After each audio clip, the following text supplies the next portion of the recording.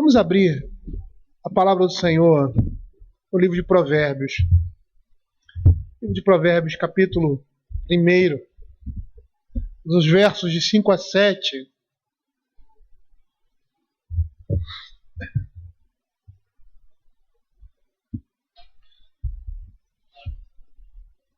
Nós vamos perceber que o livro de Provérbios, ele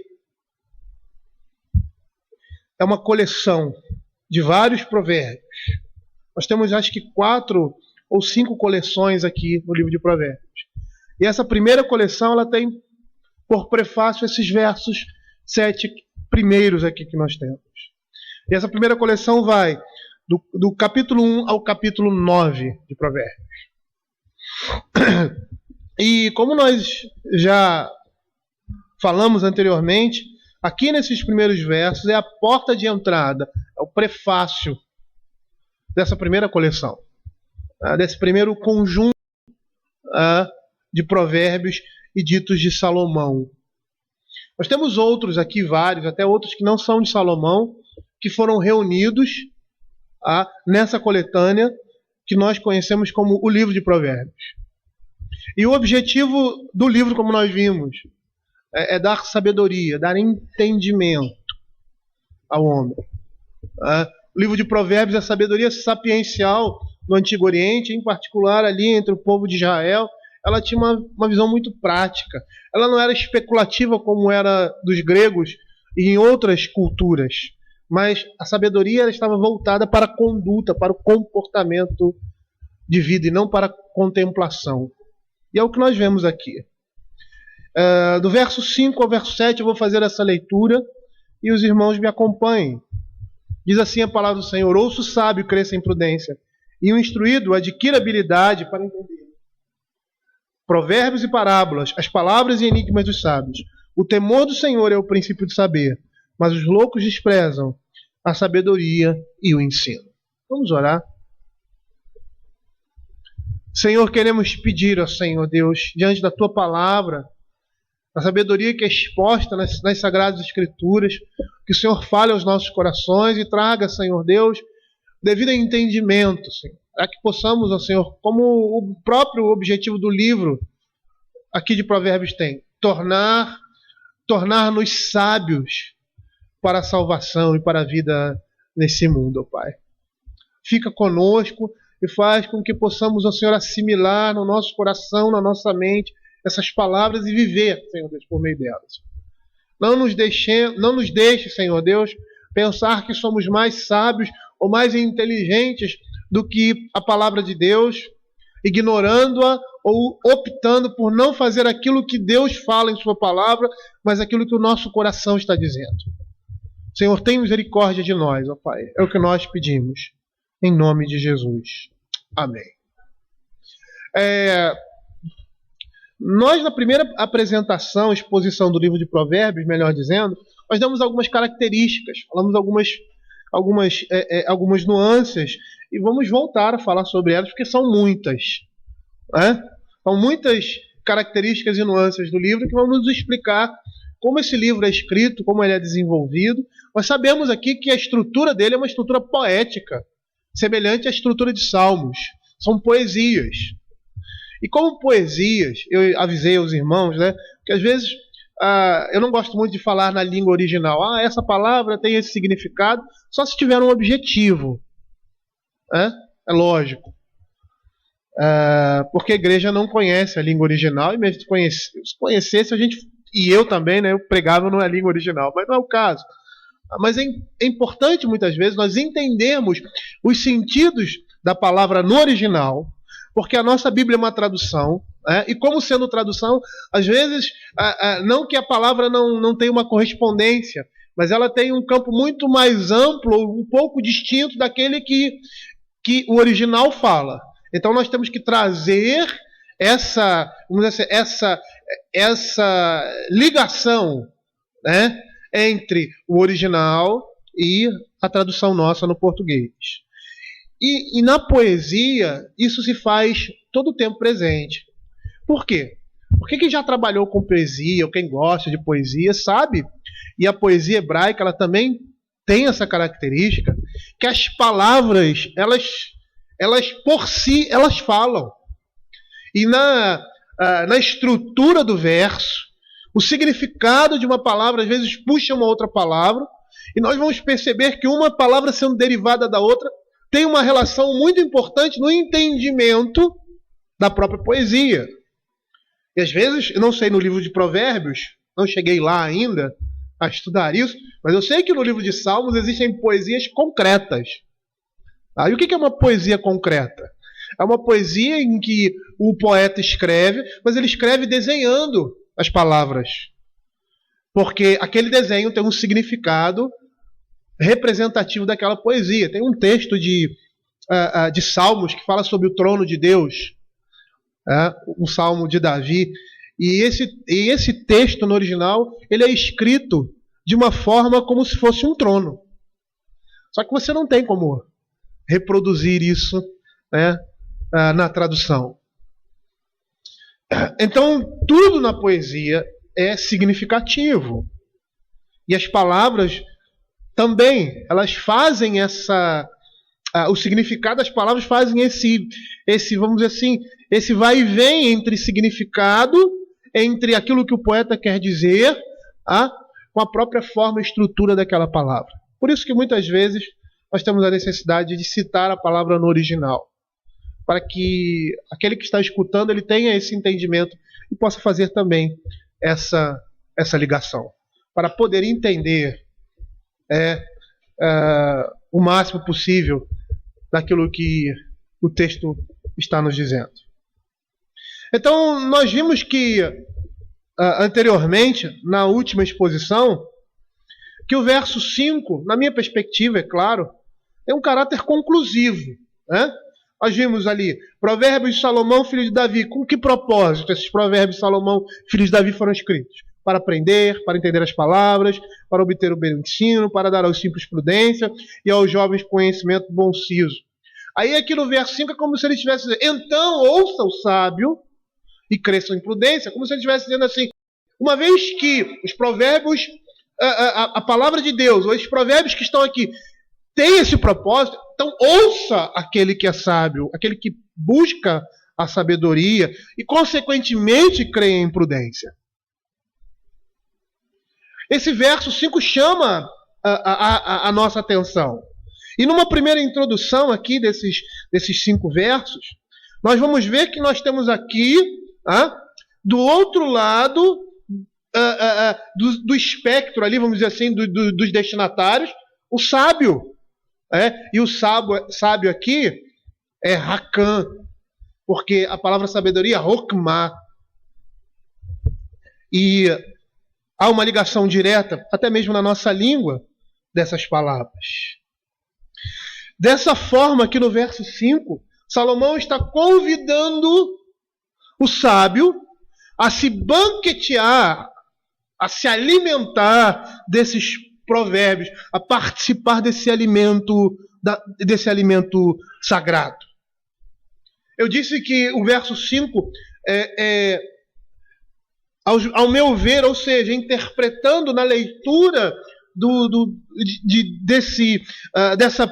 desse trecho poético, a gente percebe esse caráter conclusivo, que ele está chamando, quem que ele está chamando? O sábio, mas quem é esse sábio aqui? Ou seja, o jovem. Percebam aqui, quando ele diz assim, para dar aos simples e aos jovens conhecimento. Então ouça o sábio. Então, de uma certa forma aqui, ele está dizendo assim, aqueles que dão ouvido à instrução. Os simples, os jovens, que dão ouvidos à instrução e obedecem essa instrução, porque ouvir aqui tem essa característica, eles se tornam sábios. Eles se tornam sábios. E é interessante a gente observar o que Rakan, ou seja, o que sábio significa dentro do livro de Provérbios. O livro de Provérbios ele vai dividir a humanidade em 2 classes. Sábios e justos, de um lado, insensatos e perversos do outro. Esses termos, sábios e justos, insensatos, e perversos. São termos éticos e sapienciais. E são correlativos. Por mais que não há uma, vamos dizer assim, uma mesma significância, né? Sábio, justo, insensato e perverso, há uma oposição entre eles, e entre essas palavras não há uma significância, ou seja, elas não são sinônimos entre si, mas existe uma relação de oposição aí. Esses termos, como nós falamos, são termos éticos e sapienciais. Sapienciais por quê? Porque eles vão apontar para aquilo que Provérbios está dizendo. Para a sabedoria desse livro. Eles serão usados nesse contexto, no contexto de Provérbios, para mostrar a sabedoria divina. E são éticos por quê? Porque eles têm valores, eles estão carregados de valores morais. E que valores são esses? São valores judaico-cristãos. São os valores que a palavra de Deus apresenta. Esses termos que nós acabamos de usar, em Provérbios, eles serão correlativos, ou seja, eles vão ter referências com outros termos éticos também, como, no caso de sábios e justos, bom, justo, irrepreensível ou sensato. Então nós vamos ver as palavras, ou seja, Provérbios dividindo a humanidade em duas classes, sábios e os sábios e justos estarão relacionados, estarão correlação com outros termos também éticos que são bom, justo, irrepreensível, sensato e outros. Insensatos e perversos estarão também em correlação, contrastando com esses termos que nós acabamos de usar aqui. Perverso, mau, desonesto, eles estarão em relação com insensatos e perversos. E por que isso? Porque esses termos eles vão revelar características comuns desses grupos. Que grupos? Sábios e justos, insensatos e perversos. E nós vamos ter essas associações no livro de Provérbios. Associação entre os sábios e aquilo que é bom e justo. Associação entre justo e aquilo que é irrepreensível e sensato. Associação entre o que não é sábio e o que é perverso e mau. Associação entre o que não é justo e o que é desonesto. Então nós vamos perceber que aqui no livro de Provérbios, a pessoa sábia, ela vai exibir as características da sabedoria em seu sentido moral, ou seja, em seu sentido religioso, social e ético. A sabedoria no Antigo Testamento, e aí a palavra Hokmah, e Hakam vem de Hokmah, ela dá uma visão, uma cosmovisão diferente. Por quê? Porque ela vai refletir o ensino de um Deus pessoal, santo e justo. E esse Deus pessoal, santo e justo, ele espera que quem o conheça demonstre o caráter dele na vida do dia a dia, na vida das questões, na vida prática, na prática do nosso dia a dia. Então, nessa perspectiva aqui de Provérbios, vai haver uma perfeita combinação, uma perfeita ligação entre a vontade revelada de um Deus santo e as experiências que nós crentes, que os homens vivem na sua vida diária. Então, nós vamos perceber que a ênfase da sabedoria no Antigo Testamento era que a vontade humana em questões práticas deveria se sujeitar às causas divinas. Ou seja, aquilo que Deus estabeleceu, aquilo que é certo, justo e correto. E o sentido da palavra sabedoria, que na literatura sapiencial, embora muitas vezes se use com a ideia de prudência e sagacidade, o seu sentido vai ser concentrado no aspecto ético e na conduta espiritual, ou seja, na prática de vida. E aí, por Deus ter se revelado a Israel, a literatura sagrada, isso aí para nós é claro, né? Tem o efeito de um imperativo divino, uma ordem de vida. E aí, nesse caso, o sábio, o Racan, aquele que tem a sabedoria, ele vai apontar alguém que apresenta uma sagacidade, uma perícia divina, que vai resultar em ações práticas em sua vida. Ele vai tomar atitudes que vai demonstrar a sabedoria de Deus. Sabedoria de Deus nele. Diz assim o verso 5: ouça o sábio e cresça em prudência.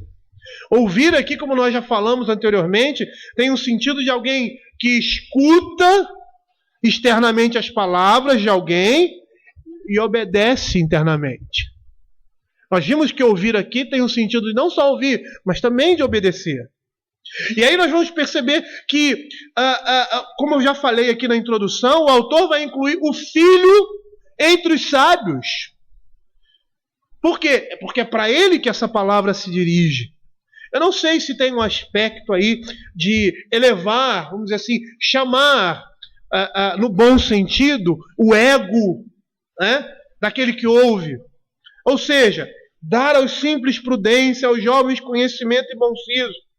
Então ele reconhece que o jovem precisa de prudência, que o jovem precisa de conhecimento. E aí nós vimos o que significa a palavra simples, que é o ingênuo. E aí nós vimos que essa palavra está ligada à experiência de vida.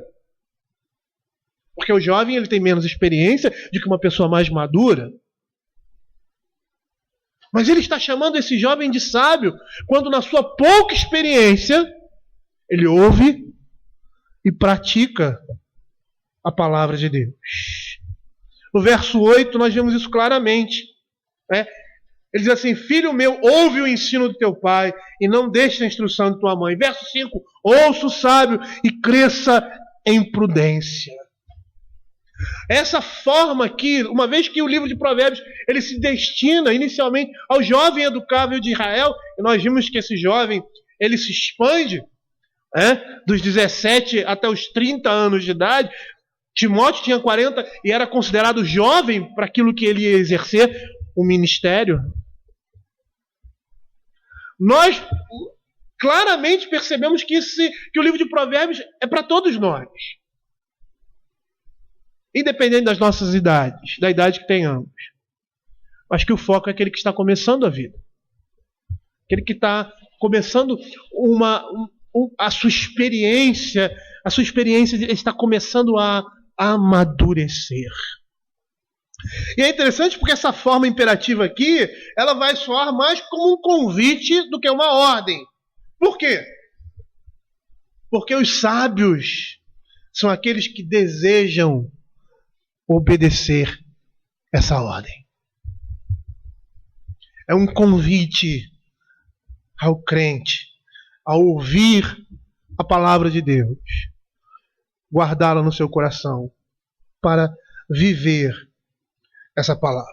Aí ele diz assim: ouça o sábio, cresça em prudência. E essa segunda parte aqui desse verso soa como uma consequência desse ouvir. Ouça o sábio e então cresça em prudência. É essa a ideia que nós podemos dizer aqui. Ou seja, consequência desse ouvir será crescer em prudência, em habilidade. E por natureza, nós vamos perceber que os sábios são aqueles que ouvem e obedecem. E cada momento de instrução é ocasião para produzir crescimento no conhecimento adquirido.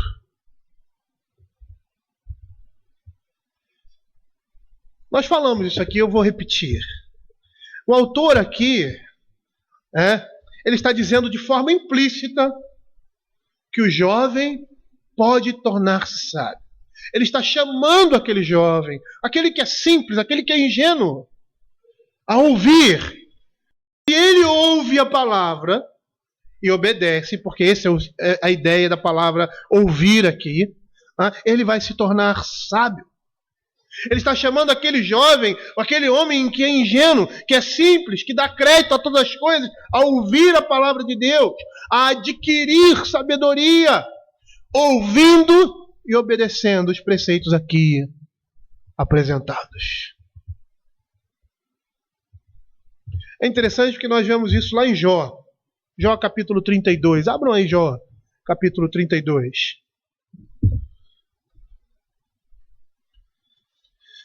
Jó capítulo 32, verso de 7 a 9.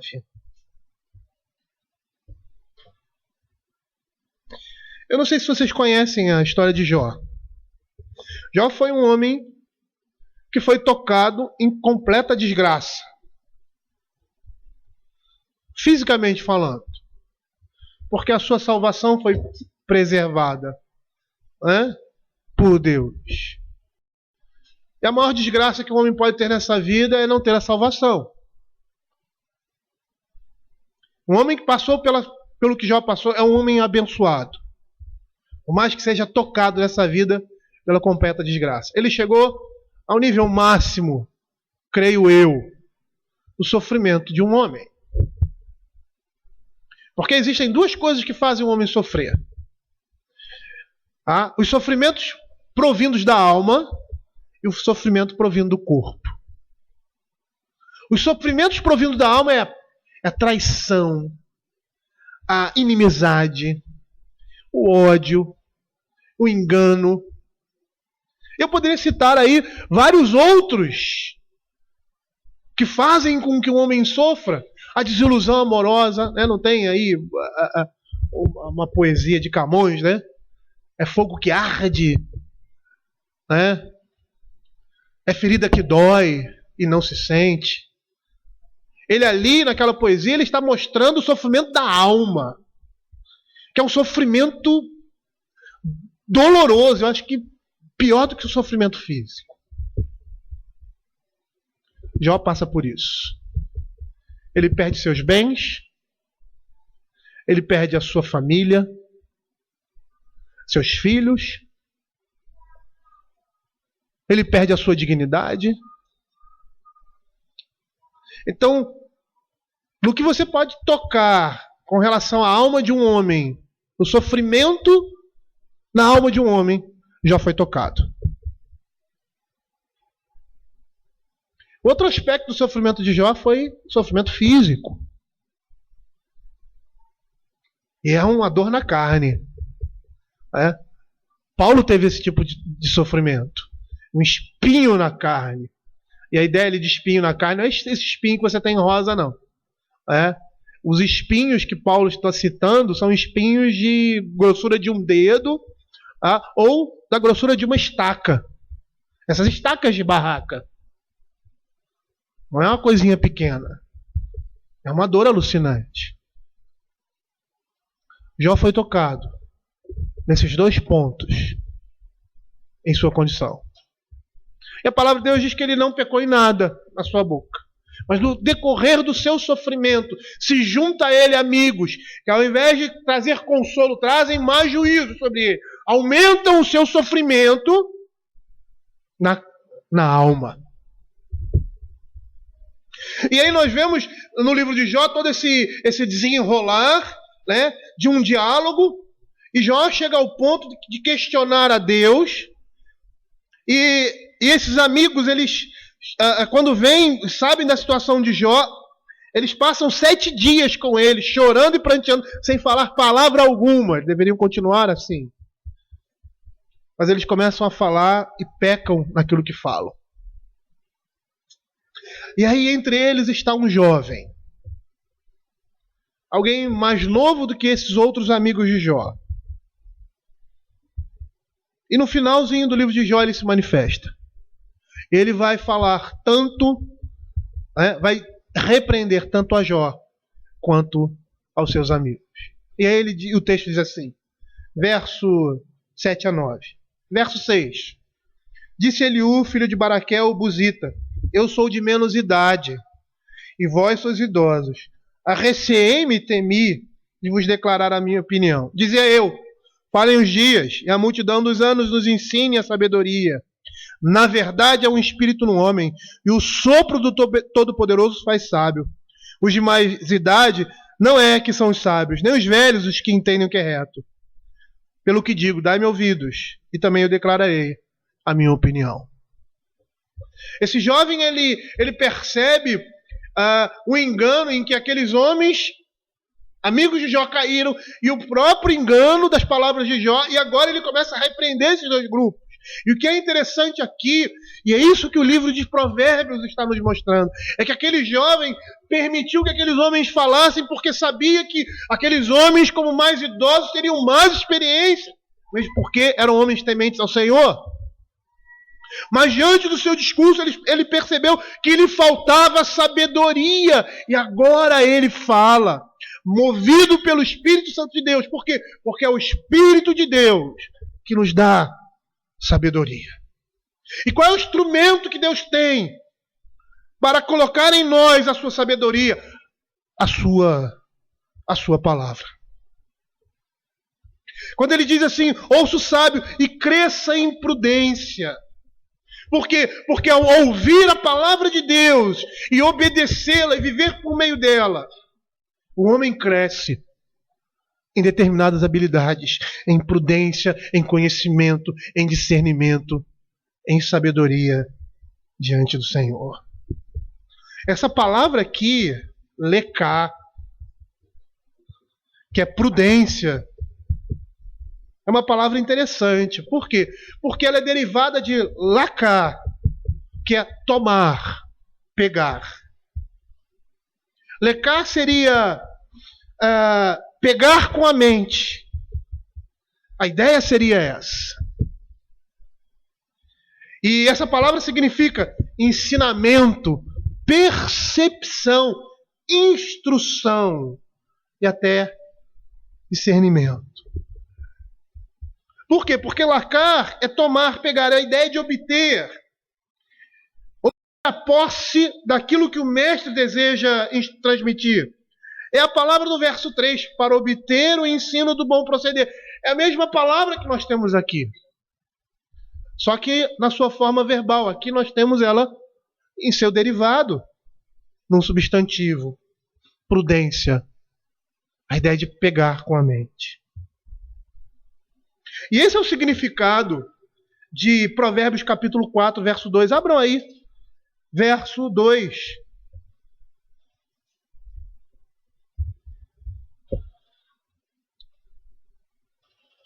Porque vos dou boa doutrina, não deixeis o meu ensino. A palavra doutrina aqui é a mesma lá, prudência, que foi traduzida como prudência.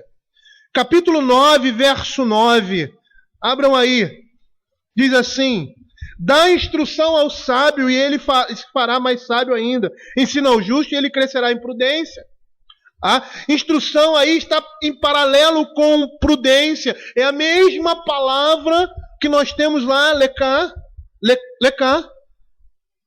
Ou seja, essas palavras, o leká está fazendo um paralelo com entendimento, instrução, lei.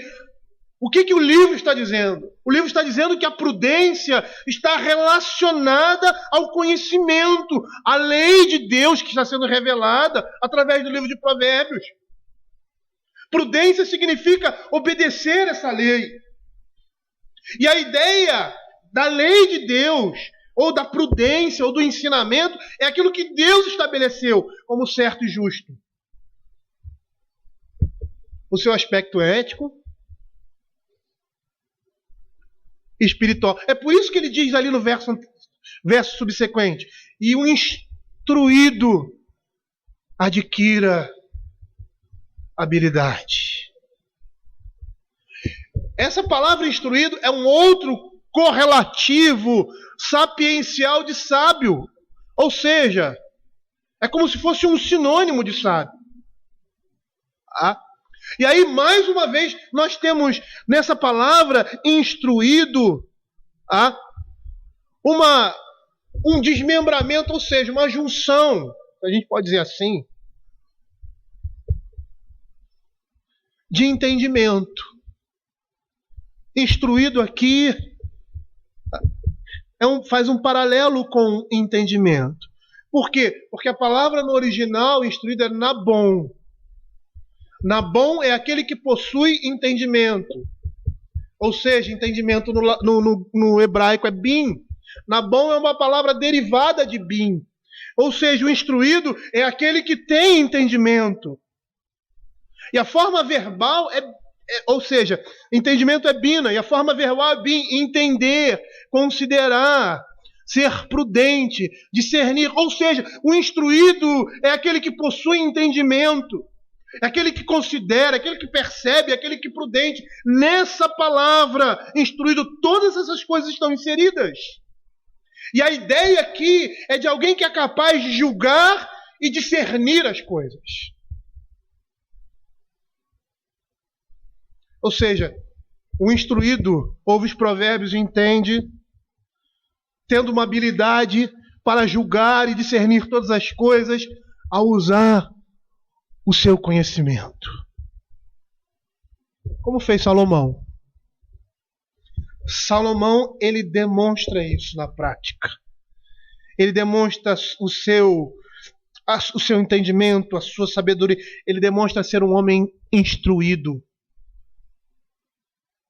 com capacidade de julgamento e discernimento. Abram aí, 1 Reis, capítulo 3. 1 Reis, capítulo 3, versos 16 a 28. Salomão julga a causa de duas mulheres. Para nós quando lemos esse texto, nós às vezes achamos tão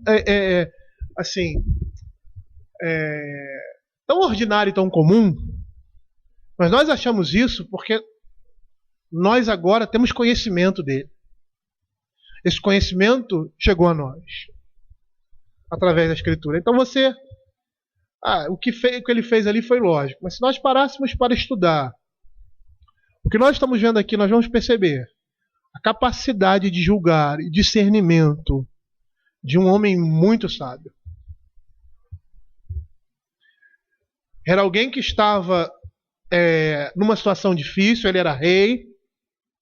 Então sobre o rei já existe uma pressão. Sobre qualquer autoridade existe uma pressão, principalmente quando essa pressão se manifesta no ato de julgar. Nenhuma pessoa que julga, e aí as pessoas envolvidas aí no direito aqui da igreja, por mais que tenham contato constante com isso, e algumas coisas se tornam irrelevantes, mas geralmente quando ele se depara com uma coisa difícil, o peso do julgamento cai sobre ele. Porque a intenção dele é julgar com justiça, é ser justo. Então, por mais que não exista pressão externa, que provavelmente deveria existir ali, todo mundo olhando, aquele jovem no trono, ele assume o trono, é jovem, vamos ver o que ele vai fazer, vamos ver qual vai ser a atitude dele, qual vai ser o comportamento dele, se ele é um homem sábio. Então toda essa pressão está sobre Salomão. Aí a palavra de Deus diz assim: então vieram duas prostitutas ao rei e se perante ele. Disse-lhe uma das mulheres: ah, Senhor meu, eu e esta mulher moramos na mesma casa, onde dei à luz um filho. No terceiro dia, depois do meu parto, também esta mulher teve um filho. Estávamos juntas, nenhuma outra pessoa se achava conosco na casa, somente nós ambas estávamos ali. De noite morreu o filho desta mulher, porquanto se deitara sobre ele. Levantou-se à noite, e enquanto dormia a sua serva, tirou o meu filho do meu lado e o deitou nos seus braços, e a seu filho morto deitou nos meus. Levantando-me de madrugada para dar de mamar a meu filho, eis que estava morto, mas reparando nele pela manhã, eis que não era o filho que eu dera à luz. Então disse a outra mulher: não, mas o vivo é meu, o teu é o morto. Porém esta disse: não, o morto é teu e o meu é o vivo. Assim falaram perante o rei. Então disse o rei, esta diz: este que vive é meu filho, o teu filho é o morto. E esta outra diz: não, o morto é teu filho e o meu filho é o vivo. Disse mais o rei: trazei-me uma espada. Trouxeram uma espada diante do rei. Naquela sociedade, na nossa também, era muito importante, e é muito importante, o caráter da pessoa que está pleiteando uma causa. Essas coisas estão inseridas no julgamento. E quem era que estava pleiteando? 2 prostitutas. Então, a tendência é: não vou dar ouvidos a uma prostituta, porque são pessoas que mentem, que geralmente estão envolvidas com logro e coisas relacionadas a isso. Então a palavra dela já não valia. Agora, 2 mães pleiteando a causa de um filho. O homem não conhece, nós não conhecemos o coração dos homens. E é muito difícil julgar o coração. Para nós é impossível. Nós podemos julgar o coração através de evidências. É isso? As evidências que a palavra de Deus nos dá. Mas, por mais que seja certo o nosso julgamento, ele nunca será preciso, porque só quem conhece o coração é o Senhor. Então essa é a causa diante que Salomão tem. Disse mais o rei: trazei minha espada. Disse o rei: dividindo as partes do menino vivo, e dai metade a uma e metade a outra. Então a mulher cujo filho era o vivo falou ao rei, porque o amor materno se aguçou por seu filho, e disse: Senhor meu, dai-lhe o menino vivo, e por modo nenhum mateis. Porém a outra dizia: não, nem meu, nem teu seja dividido. A grande questão aqui é julgar a verdade. Quem está falando a verdade? Como é que eu posso ver o sofrimento de uma mãe, e ali estavam 2 mães sofrendo diante de um rei? O que fazer diante disso? O que dizer? Como julgar? Então Salomão, ele pensou numa estratégia. Que estratégia é essa? Uma estratégia quase que infalível.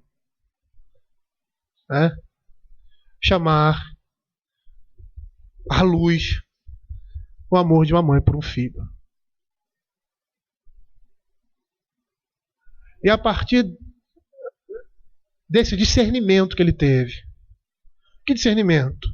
De puxar do coração dessas pessoas o mais íntimo sentimento que somente uma mãe verdadeira poderia ter, ele julga e é justo naquilo que ele julgou. Porque ele teve discernimento. Ele soube discernir e soube julgar uma causa antes mesmo que a causa fosse resolvida. Ouça o sábio, cresça em prudência, e o instruído adquira habilidade. Ou seja, a ideia aqui é que o instruído é capaz de entender as palavras, de ter inteligência, e são potencialmente capazes de possuir esse discernimento que somente a Escritura nos dá. E qual é o propósito disso?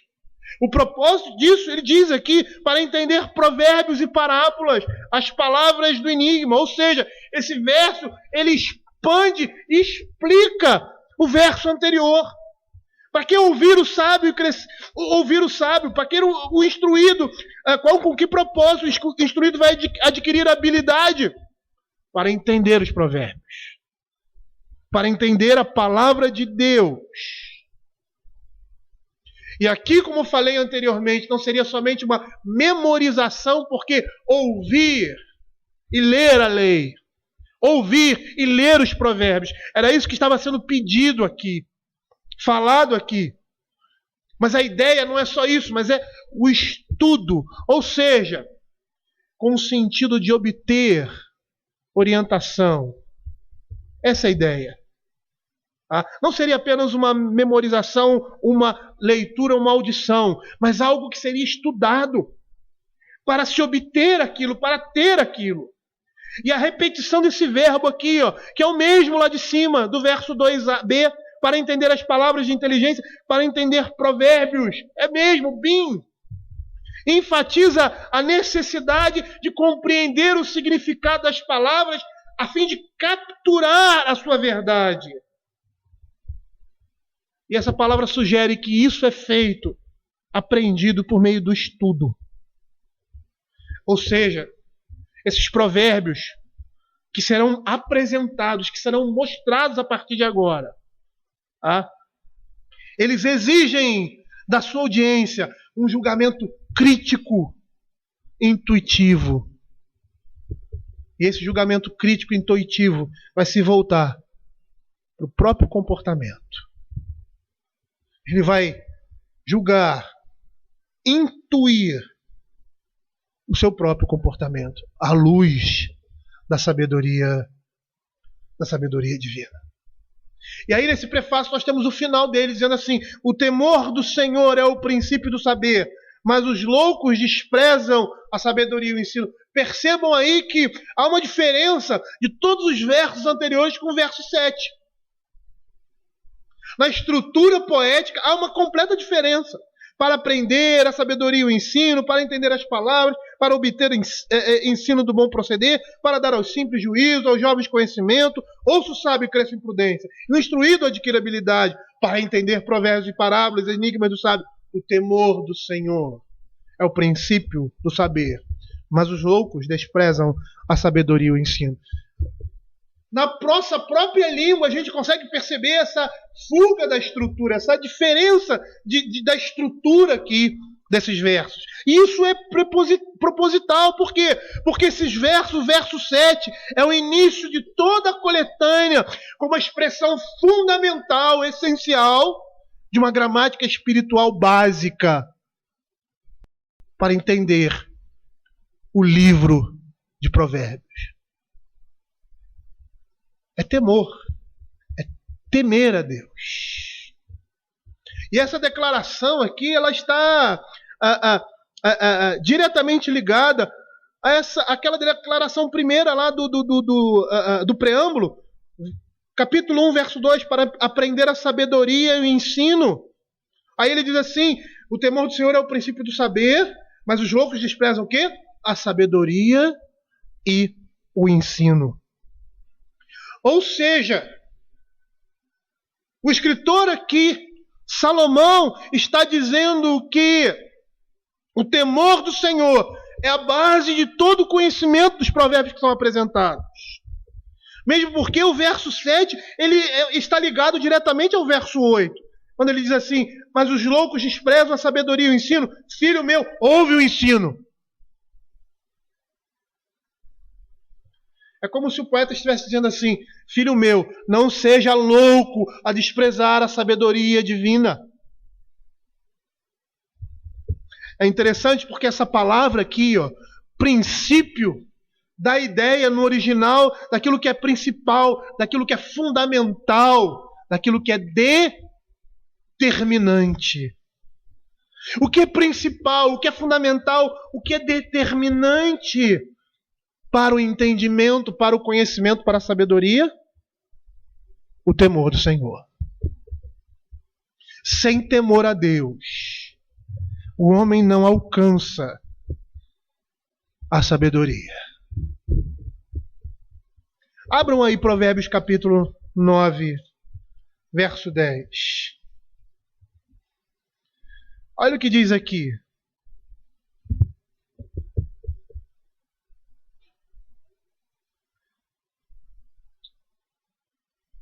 É interessante porque princípio lá a ideia vai ser de fundamento. Aqui vai ser início. Olha o que diz aqui: o temor do Senhor é o princípio da sabedoria e o conhecimento do santo é a prudência. E aqui, princípio é aquele que vai vir primeiro. Essa palavra aqui no original, ela indica o primeiro de uma sequência de eventos. Ou seja, o temor do Senhor é a causa primeira da sabedoria. Não haverá sabedoria se não houver completa obediência à sua instrução, porque temor significa isso. Temor aqui, em Provérbios capítulo 7, significa reverência, honra, piedade, respeito a Deus, obediência. E aí, nessas duas palavras aqui que nós temos em Provérbios capítulo 1, 7 e o Provérbios capítulo 9, 10, o temor vai denotar tanto o início, a origem da sabedoria, quanto o princípio, o fundamento dessa sabedoria. Ou seja, aquilo que é alfabeto é para leitura, as notas musicais para música, os números para matemática, o temor do Senhor representa para obtenção do conhecimento revelado no livro de Provérbios. Mas no verso 7 ele fala: o temor do Senhor é o princípio do saber, mas os loucos desprezam a sabedoria e o ensino. Nós vamos ter a oportunidade de falar sobre essa palavrinha aqui, que foi traduzida por louco, mas também pode ser traduzida por insensato. É a mesma palavra que é traduzida por louco, é traduzida também por insensato. E os insensatos, eles estão apegados à sua natureza corrupta, da sua própria opinião, ou seja, eles não ouvem a palavra de Deus. Eles desprezam a palavra de Deus, ou o ensino da palavra de Deus. Lá em Provérbios 18, verso 2, diz assim: o insensato não tem prazer no entendimento. Esse entendimento aí é o conhecimento da palavra de Deus, é a sabedoria, senão em externar o seu interior. E esse interior, o interior do insensato, nós vamos ter um tempo para falar sobre isso, porque um dos temas, uma das temáticas do livro de Provérbios é essa: mostrar o que é o temor do Senhor, mostrar o que é insensatez, loucura, mostrar o que é sabedoria. Por quê? Porque o insensato, aqui traduzido por louco, ele vai se opor claramente à ordem moral estabelecida e revelada na Escritura. Ele vai se opor a isso. E eles fazem deliberadamente uma escolha moral corrupta de rejeitar o ensino da palavra de Deus. E todas as vezes que nós desprezamos o ensino da palavra de Deus, nós nos tornamos loucos e insensatos. Quando eu estava, em especial nesse texto aqui, eu me lembrei de uma pessoa pública. Por que eu me lembrei? Vou explicar. Porque todos nós agimos com insensatez. Mas nós não somos insensatos. Nós somos educáveis, se realmente somos crentes. Vamos às vezes ser ingênuos, entender que essa ingenuidade não é uma coisa boa na vida do crente. A ingenuidade é pecaminosa, nós vimos isso aqui. Que ela pode nos levar a pecados terríveis na nossa vida. Mas o livro de Provérbios, a Escritura, ela tem o nosso alvo a nós, por quê? Porque nós precisamos ser educados pela palavra. Ninguém aqui está pronto. E a pessoa mais velha aqui, que seria o seu Emir e o seu Rui, estão prontos. Nem o pastor, que provavelmente estuda muito, e estuda, eu gosto de estudar, estuda a palavra de Deus, não está pronto? Ninguém está pronto aqui. E no dia que nós estivermos prontos aqui, nós não estaremos perfeitos, mas mortos. Porque o nosso trabalho nesse mundo acabou. O Senhor vai nos recolher, porque as nossas fadigas e as nossas lutas chegaram ao fim. E vamos ser recolhidos à presença de Deus, porque a morte para nós não é o salário do pecado, mas um descanso para o dia final, onde os nossos corpos se juntarão às nossas almas, agora perfeitas, com corpos incorruptíveis, e veremos eternamente diante de Deus em perfeição e santidade. Mas todos nós somos alvos disso aqui. Todos nós.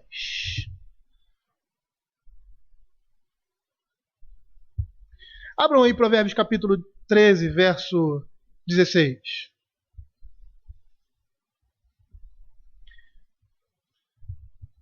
Eu me lembrei do John Williams. Eu tenho visto algumas coisas na área de política que baixam lá no Facebook e tal. Notícias, né? Eu me interesso por essas coisas, principalmente que se refere à questão governamental, né, no nosso país, questão das leis que estão surgindo. E esses dias eu vi uma discussão de um homem destemperado, né, ofendendo, e com toda a razão, né, não de ofendê-lo da maneira como, mas falando, não era ofensa, falando verdade, desculpa, e dizendo assim, em voz alta: você é um inimigo da família, você é um inimigo da moral, porque todas as suas reivindicações vão contra a família e vão contra a moral. E aí o cara começou a se exaltar, quase pulando em cima dele, né? E quando eu estava lendo isso aqui, eu me lembrei dele. Ele é um louco. Por quê? Porque ele se opõe claramente à ordem moral estabelecida por Deus. Ele faz uma escolha deliberada, moral corrupta, e recusa os ensinos da palavra de Deus.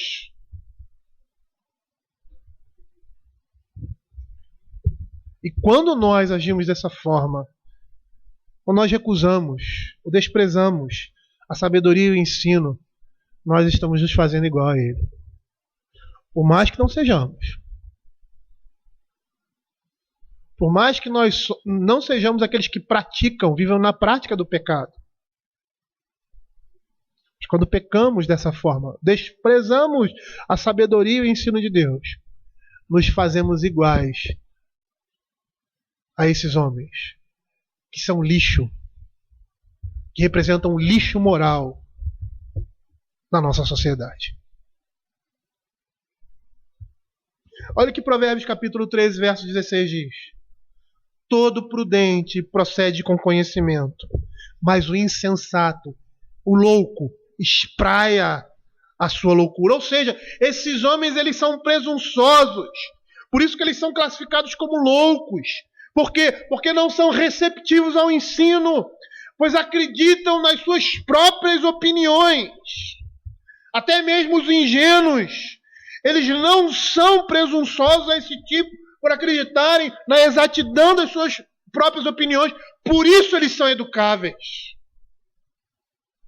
Por isso eles são, vamos dizer assim, por isso a possibilidade de crescimento, a possibilidade de serem sábios. Mas esses que desprezam nunca serão sábios, nunca serão sensatos, porque espraiam a sua loucura, e a sua loucura é se voltar contra a palavra de Deus. Os insensatos, eles desprezam a revelação divina. Eles consideram a revelação divina sem valor.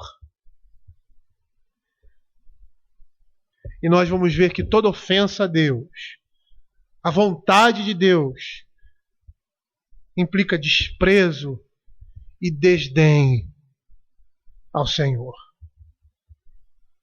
E esse desdém está arraigado ao orgulho. Quando nós optamos por fazer a vontade de Deus, ou melhor, a nossa vontade, e não seguir o que a palavra de Deus fala, pode ser no menor pecado, nós estamos desprezando a sabedoria, o ensino. Nós estamos agindo loucamente, neciamente, de forma insensata. Abram aí Salmo 31, verso 18 e 19. Olha o que diz o texto. Emudeçam os lábios mentirosos que falam insolentemente contra o justo, com arrogância e desdém. Como é grande a tua bondade que reservaste aos que te temem, da qual usas perante os filhos dos homens, para com os que em ti se refugiam. Os sábios são aqueles que se refugiam no Senhor. Não são aqueles que falam de forma insolente, com arrogância e desdém. Esses são loucos. E o que esse preâmbulo tem? Agora nós vamos partir do verso 8, 5, para coisas bem práticas. Essa foi uma introdução. Aqui ele não apresenta o conteúdo dessa sabedoria, mas ele apresenta o propósito da sabedoria, o propósito desse livro. Agora, a partir do verso 8, nós vamos ver o conteúdo dessa sabedoria. Vamos ver a sabedoria de Deus na prática, em alguns casos específicos. E aqui o verso 8 vai mostrar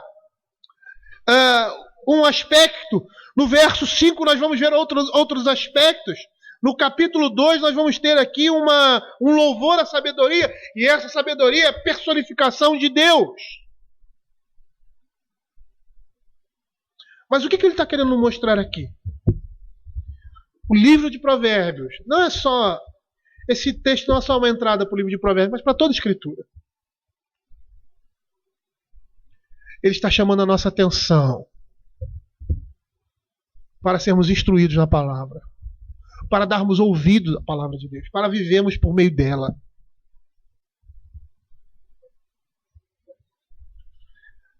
E se nós formos olhar o livro de Provérbios e a vida de quem escreveu, nós vamos ver que a nossa vida é um grande paradoxo.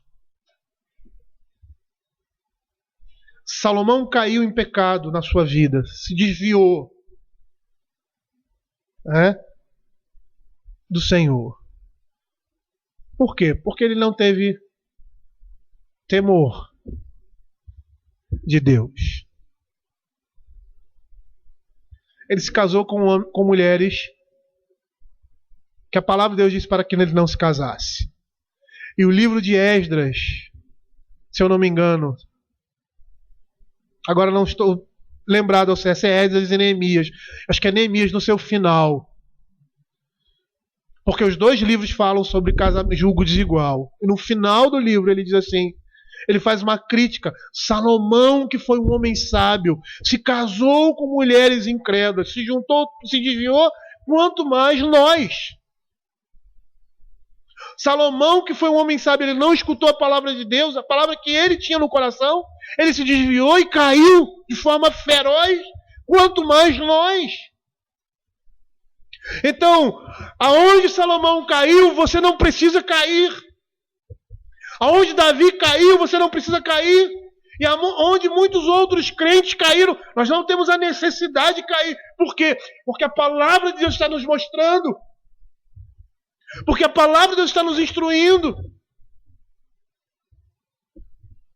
E se não lutarmos contra a nossa própria carne e clamarmos pela graça de Deus nas nossas vidas, fazendo tudo aquilo que Ele prescreveu e mandou, nós seremos guardados pelo Senhor,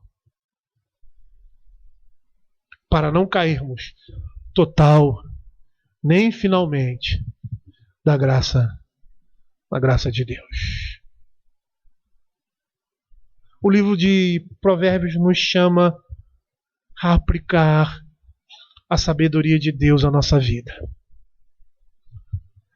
E isso serve para todos nós. Nossos filhos, por menores que sejam, eles não são inocentes diante do Senhor. Porque quando já começam a ter entendimento, eles já começam a responder diante de Deus sobre as suas vidas. Então, muitas vezes nós pensamos que crianças como a Júlia, a Flávia, o Gianluca, que é o mais velho, são desculpáveis, gente. Não são. Não são. Até essa idade, seus pais são responsáveis por eles também. Mas eles são responsáveis diante de Deus. É chamado, da mesma forma, a obedecer a palavra de Deus. E eles têm uma responsabilidade diante de Deus. Eles não podem se esconder atrás da sua adolescência ou da sua juventude. Ou da sua infância. Como nós também não podemos nos esconder atrás de qualquer outro motivo quando desprezamos os ensinamentos do Senhor. Os mais jovens, eles precisam aprender a obedecer, às vezes, sem entender. Porque nós obedecemos entendendo, muitas vezes vamos ter que obedecer a palavra de Deus sem entender porquê. Vamos ter que confiar no Senhor sem entender porquê. Vamos ter que lançar os nossos desejos, as nossas ansiedades nas mãos do Senhor, às vezes sem entender porquê. Ouça o sábio e cresça em prudência, e o instruído adquire habilidade. Para entender provérbios e parábolas, as palavras e enigmas dos sábios. O temor do Senhor é o princípio do saber, mas os loucos desprezam a sabedoria e o ensino. Que o Senhor tenha misericórdia de nós e que não sejamos loucos fazendo aquilo que o Senhor despreza ou abomina. Vamos orar.